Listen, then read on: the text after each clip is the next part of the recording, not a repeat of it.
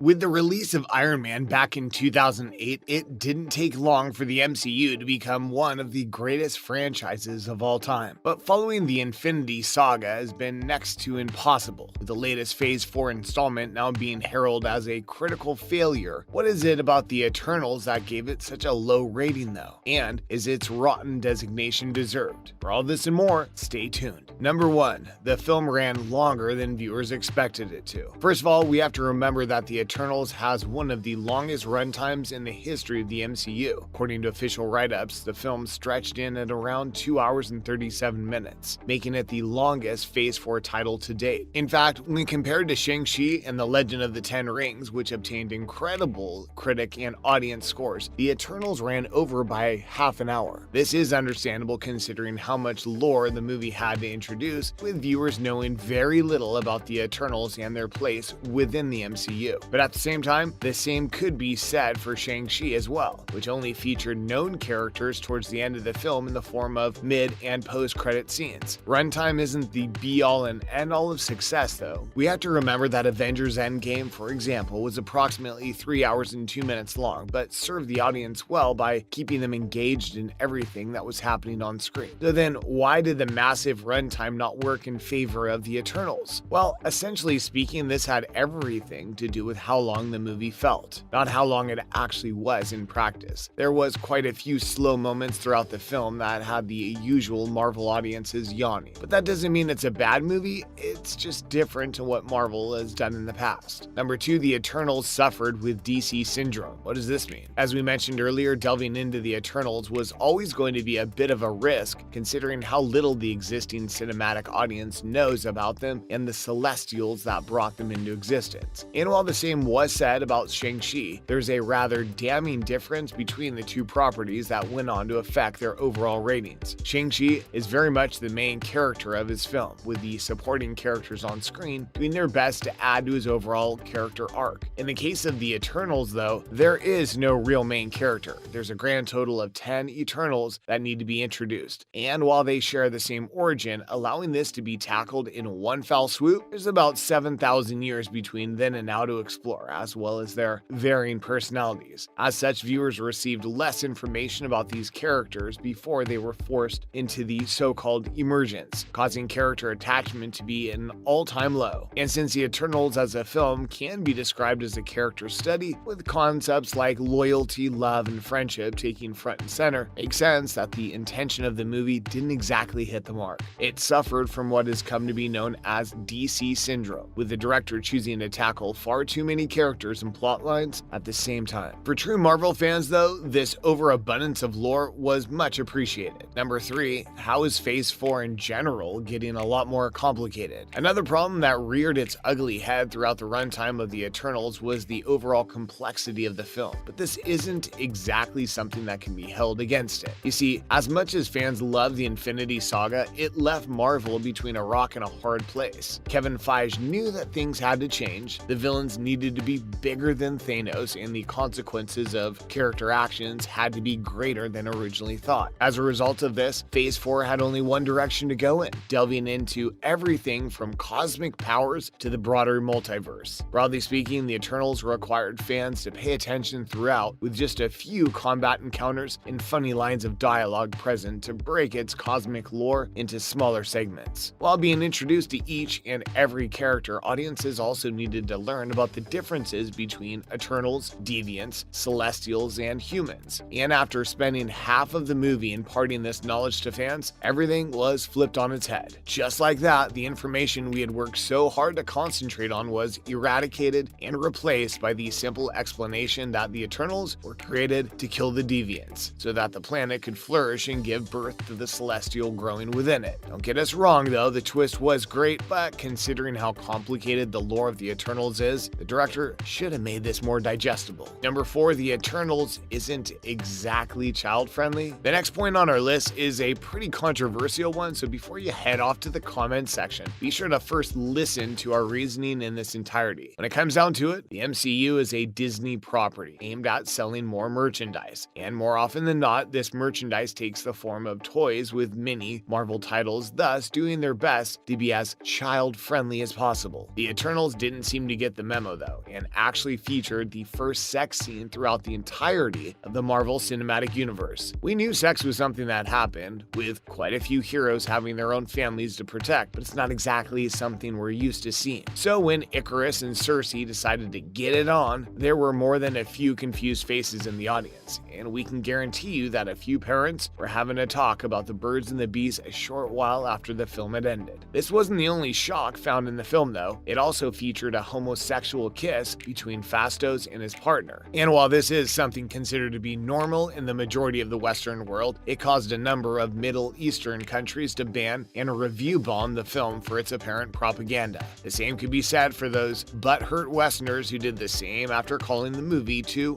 woke. Number 5, the directorship of the film needed a lot more help. Something else that viewers noticed about the runtime of the Eternals is just how different it was compared to the other Marvel movies that have been released over the years. Unfortunately for Chloe Zhao, who has directed a number of critically acclaimed films in the past, the Marvel format didn't suit her style. What viewers were left with was a constant state of flashbacks met with flash forwards. And when you're traveling from time code to time code, you don't exactly stay embedded in the film. Flashbacks were incredibly important though, especially considering how 7,000 years separated the origin of the Eternals and the emergence that the movie surrounded. But flashbacks have been used to much greater effect throughout the MCU. Look at how we learned that Bucky was the one who killed Tony Stark's parents after all, kept us in the action, made sure that we were completely immersed in what the characters were feeling. Suffice to say, this is not what Zhao was able to give us with the Eternals. All we really needed was for someone to come on board and clean the movie up a bit, placing the flashbacks somewhat together in an effort to help overall immersion. But in the end, the film was a bit of a mess in its composition. Does the Eternals deserve such a rotten rating though? In the end, these aren't huge problems when it comes to fan enjoyment of the film though, which can be seen by its current audience rating of 81%. Essentially speaking, the Eternals did its best to introduce us to a massive number of characters. And even though this introduction was a bit lacking, we got the gist of who each and every character was. We were also able to read into specific character relationships without knowing anything about the Eternals in the first place. So when Sprite made Gilgamesh look like a big baby, audiences couldn't help but feel somewhat attached to the characters. We agree that far more work was needed to improve this attachment for any of the deaths to make an impact, but when you just have 2.5 hours to do this, it becomes impossible. It must also be said that the core principle of love that can be found throughout the film was endearing, and considering the post-credit scene, it looks like Kit Harington's character is going to be carrying this theme over when he tries to save Cersei from Ereshkigal the Judge. To do this, he'll have to become the Black Knight though, and we can't wait to see this in later installments. And there you have it, some of the reasons why the Eternals haven't been as warmingly received as the other Marvel properties of the MCU. What did you think of the movie though? And are you excited for where everything is going? Be sure to let us know in the comments section down below.